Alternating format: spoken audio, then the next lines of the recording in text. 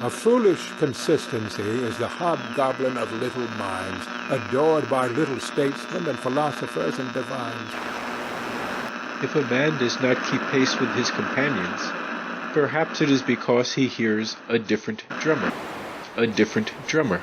And now, coming to you from dead center on your dial, welcome to Risk Parity Radio, where we explore alternatives in asset allocations for the do-it-yourself investor. Broadcasting to you now from the comfort of his easy chair, here is your host, Frank Vasquez.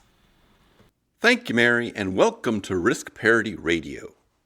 If you are new here and wonder what we are talking about, you may wish to go back and listen to some of the foundational episodes for this program. And those are episodes 1, 3, 5, 7, and 9. One of our listeners, Karen, has also reviewed the entire catalog and has additional recommendations as foundational episodes. Ain't nothing wrong with that. And Karen's recommendations are episodes 12, 14, 16, 19, 21, 56, and 82, in addition to the first 5 that I mentioned. Now, I realize women named Karen get a bad rap these days, but I assure you that all of our listeners are intelligent, thoughtful, and savvy. Yes! And don't forget that the host of this program is named after a hot dog. That's not an improvement. Lighten up, Francis. But now onward to episode 189. Today on Risk Parity Radio, we'll do what we do best here. Here I go once again with the email. And we will continue to plow through our stack from June. There were a lot of them towards the end of the month. But without further ado... First off, we have an email from My Contact Info. Oh, I didn't know you were doing one. Oh, sure. And the ever-engaged My Contact Info writes, Frank, hope you are well. Once again, thank you for replying to my emails. I think I've improved on your methods a bit, too. In episode 183, you explore GDP as a weighting mechanism. Maybe worth exploring the relationship between economic growth and equity returns. Conceptually, it's hard to internalize and believe, but my understanding of the literature is that there is historically little evidence of a link between economic growth and equity returns. Below is one paper, among many, that discusses this subject. Despite the evidence, it is amazing to me how much the press and financial community discuss economic growth when it is not correlated with equity returns. Thank you.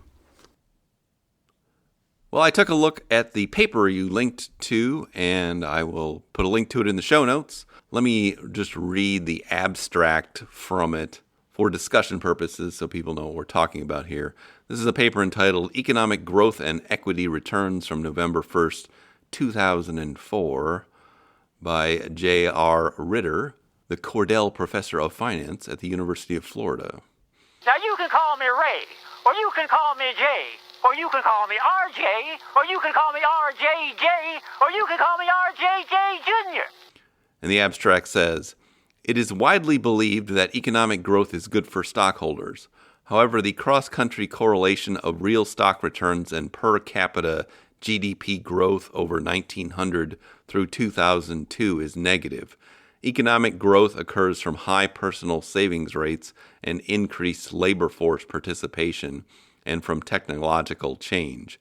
If increases in capital and labor inputs go into new corporations, these do not boost the present value of dividends on existing corporations. Technological change does not increase profits until firms have lasting monopolies, a condition that rarely occurs. Countries with high profit growth potential do not offer good equity investment opportunities unless valuations are low. Now, I did not go through this paper with a fine-tooth comb, but I am in general agreement that there is only a tenuous relationship between GDP itself on a given day, month, or year and what's going on in the stock market at that particular time. Inconceivable! But first, I think we need to understand the history of the concept of GDP itself, because that was not used as a metric for determining the health of a nation's economy until the 1930s. Let me just read you a little piece of the Wikipedia entry about that so you can understand where it comes from.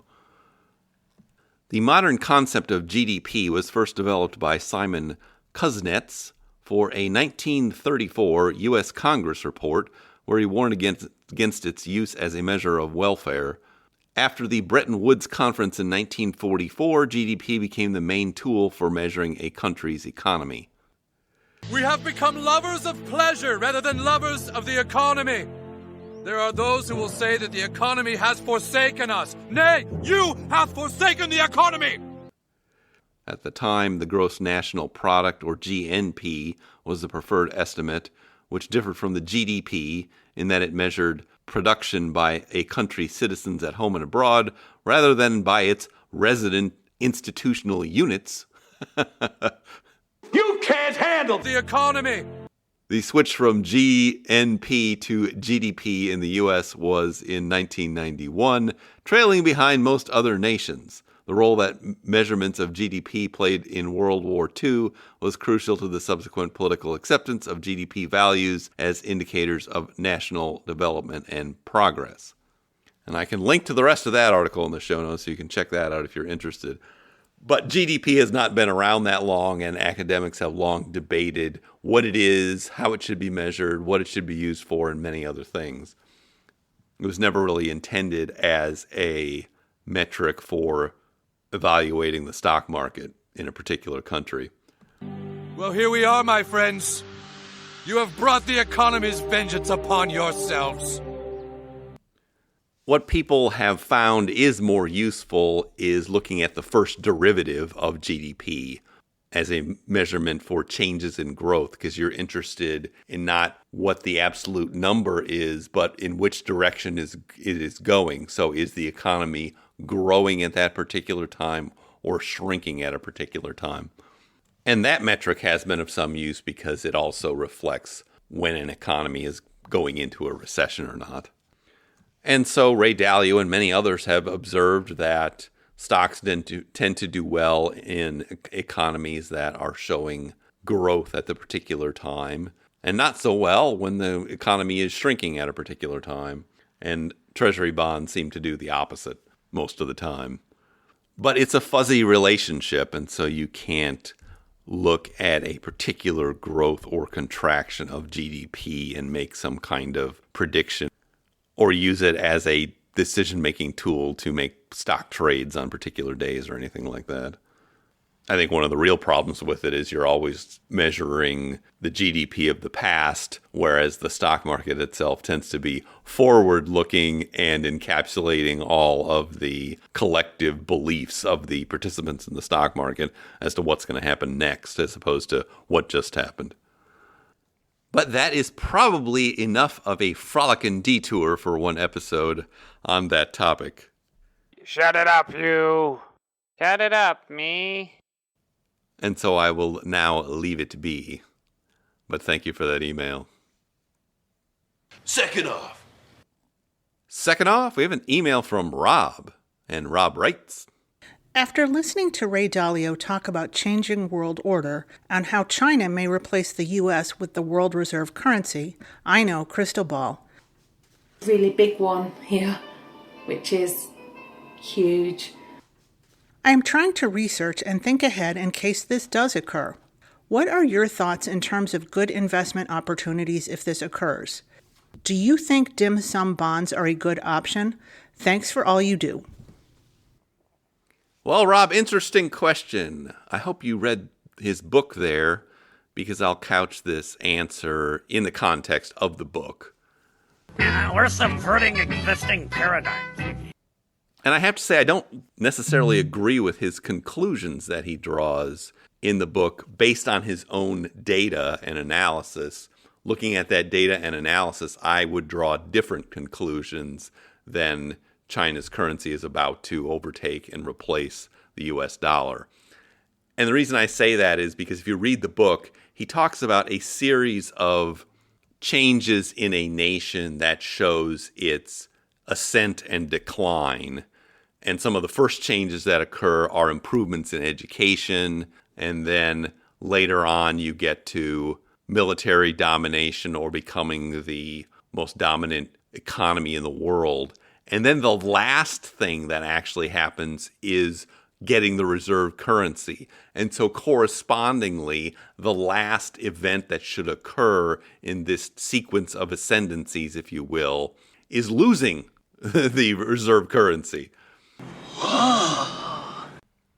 So I didn't find that the conclusion he drew in that book was supported by the analysis that he had actually done. And in particular, according to the data and what he developed over those periods of hundreds of years, you would want to see or have to see the essentially Chinese military exceed the U.S. military in terms of world domination before you would see a change in the reserve currency, similar to what you saw during World War II or in the aftermath of World War II. And I just don't see that happening anytime soon. And in fact, it may never happen at all. That would be great.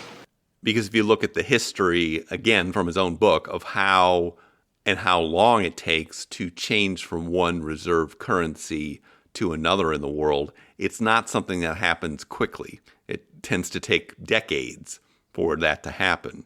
Because first, the alternative currency has to rise in usage around the world. Both of the currencies have to be freely exchanged, and then over time, one ascends over the other. We're nowhere near that with respect to the Chinese currency because it's not freely traded. It's pegged to the dollar. It's controlled. So there's no incentive for people around the world to use it for the most part unless you're dealing specifically with China. In the meantime, the US dollar is still used for over 80% of international transactions. Yeah, baby, yeah! So the process that you would see historically is first you'd have to float the Chinese currency, then everybody would have to start be using it, and then eventually it would displace the use of the US dollar around the world. And we're just nowhere near that event or those events. They haven't occurred yet. And so what are the reasons this may never occur? There are a couple.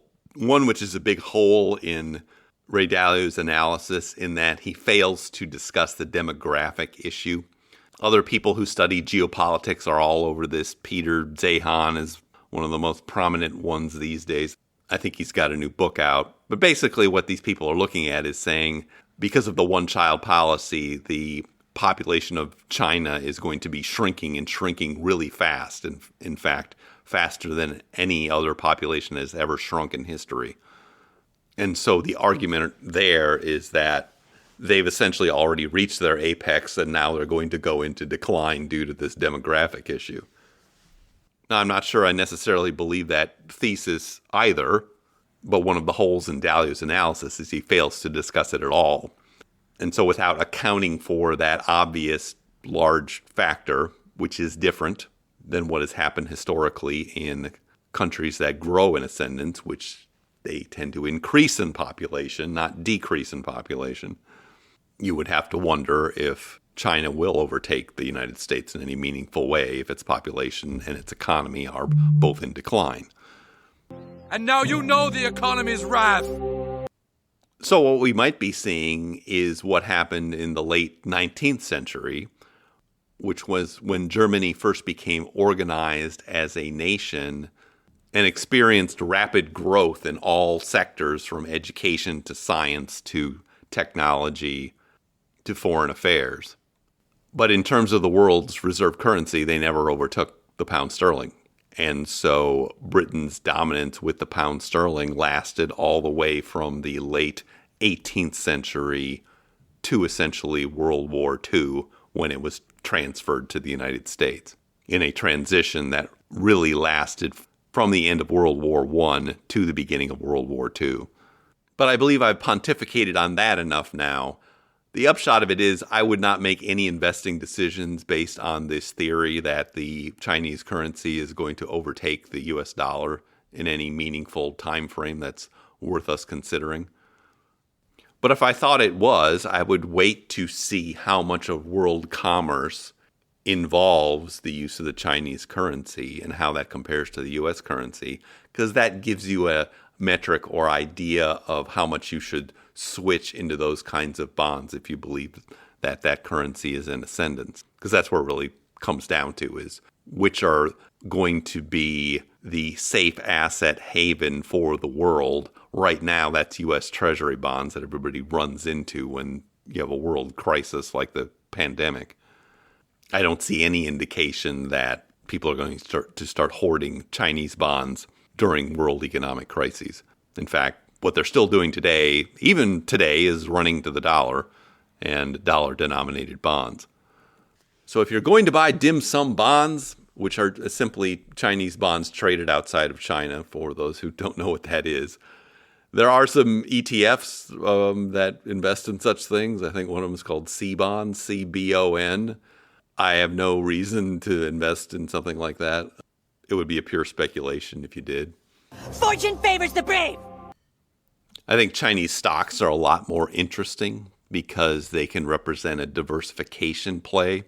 So if you look in one of our more complicated sample portfolios, the Risk Parity Ultimate, there is a fund in there called KBA, which invests in what are called Chinese A shares, which are the domestic companies doing business in China.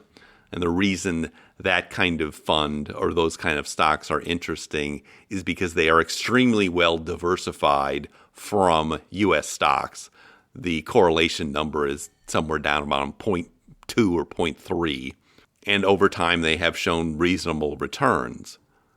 The problem with them is there's a lot of country risk there, particularly for somebody outside of China who is holding Chinese shares, because you don't know what the government there is going to do.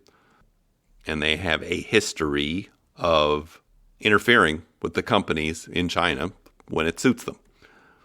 So that needs to be accounted for. I think it largely is accounted for in many ways, just in the relative share price of those companies, because it's much lower than corresponding companies in other countries. But again, this is more of a speculation or diversification play than it is a core holding for your portfolio. And you would compare investing in something like that to investing in, say, AVES, which is the Avantis International Small Cap Fund, because both of those would tend to occupy the same position in your portfolio. So those are my thoughts, and thank you for that email. You're gonna end up eating a steady diet of government cheese and living in a van down by the river. Last off, we have an email from Justin. And Justin writes, Hey Frank, just FYI, I emailed with Julie about her question from episode 182. We left you out of the email chain. Anyway, the result was a new rebalancing spreadsheet, version 1.1, with the added functionality of tracking cash for withdrawals. Here's the write-up if you're interested. Justin. Well, this is absolutely fabulous. The best, Jerry. The best. And I will link to it in the show notes. For those of you who do not know who Justin is, Justin runs a website called Risk Parity Chronicles, which he put together in the past year to be almost a companion for this podcast, because as we all know, I'm too lazy to put together things like blogs to go with my podcast. I don't think I'd like another job. But that's because I'm retired and only wish to do things that I find enjoyable and not too much work. I have people skills. I am good at dealing with people. Can't you understand that? If you go back and listen to episode 182, what we were talking about there with Julie was how to coordinate rebalancing with withdrawals of cash from a portfolio. And so what Justin's done is created a rebalancing Google Sheet that you can check out and use. And he's also added some withdrawal functions to it in version 1.1. He's also got a screencast tutorial there with the worksheet, or the spreadsheet, I should say. And that should help guide you through it. So if you're interested, please check that out. Yes! And check out the rest of the blog over there because he's got some really excellent materials. Real wrath of God type stuff. I'm very grateful for all the work you do on this topic, Justin, and thank you for your email and your link. Young America, yes, sir. But now I see our signal is beginning to fade. And I'm hungry, so it's time for lunch. You can't handle the banaise. If you have comments or questions for me, please send them to frank@riskparityradio.com. That email is frank@riskparityradio.com, or you can go to the website, www.riskparityradio.com, and fill out the contact form there, and I'll get it that way. We'll pick up again this weekend with our weekly portfolio reviews of the 7 sample portfolios you can find at www.riskparityradio.com on the portfolios page. If you haven't had a chance to do it, please go to your favorite podcast provider and subscribe, give me some stars, a review. That would be great. Okay. Thank you once again for tuning in. This is Frank Vasquez with Risk Parity Radio. Signing off.